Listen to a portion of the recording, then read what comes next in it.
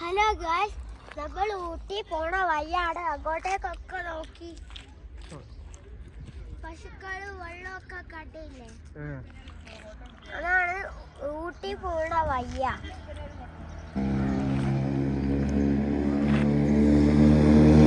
വലിയൊരു പുഴയുണ്ട്, മൊത്തം മഞ്ഞു ഇതൊക്കെ. ആടെ പശു നാടം, അത് നോക്ക് താറാവ്. ഞങ്ങൾ ഊട്ടിയുടെ മലയിലാണ്. ഞാൻ നടന്ന് തളർന്നുപോയി, വീണുപോയി, തല ഇറങ്ങി ഒക്കെ ചെയ്ത്. കാച്ചോർക്ക്